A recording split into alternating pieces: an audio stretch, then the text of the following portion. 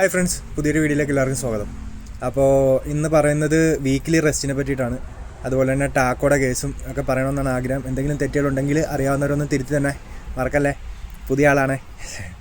അപ്പോൾ നമുക്ക് തുടങ്ങാം. വീക്ക് സ്റ്റാർട്ട് ചെയ്യുന്നതെന്ന് പറഞ്ഞാൽ എല്ലാ മൺഡേ ടു സൺഡേ ആണ് ഒരു കലണ്ടർ വീക്ക് എന്ന് പറയുന്നത്.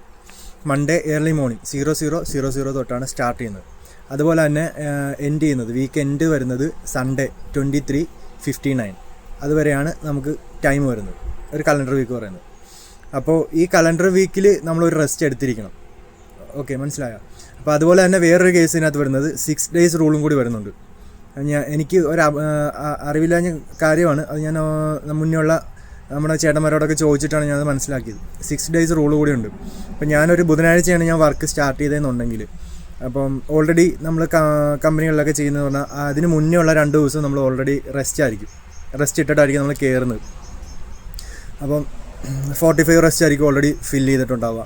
അപ്പോൾ ആ ഒരു വീക്കിലത് ഓൾറെഡി കംപ്ലീറ്റ് ആയി. ഞാൻ ബുധനാഴ്ചയാണ് കയറിയത്, ഞായറാഴ്ച വന്നപ്പോഴത്തേക്കും ആ ഒരു വീക്ക് കംപ്ലീറ്റ് ആയി.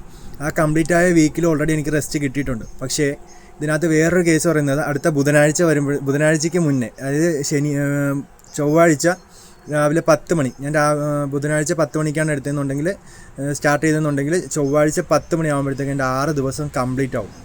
ആ 10 മണിക്ക് മുന്നേ ആയിട്ട് ഞാൻ റെസ്റ്റ് എടുത്തിരിക്കണം. കാര്യം അതിനകത്ത് 6 days റൂൾ കൂടിയുണ്ട്. അതുകൂടി നമ്മൾ കണക്കാക്കണം. ഇതെനിക്കൊരു പുതിയ അറിവാണ്, അതാണ് ഞാൻ നിങ്ങളിലേക്ക് ഷെയർ ചെയ്യുന്നത്. അപ്പം എല്ലാവരും സപ്പോർട്ട് ചെയ്യുക. പുതിയൊരു വീഡിയോയിൽ കാണുമ്പോഴേക്കും ബൈ.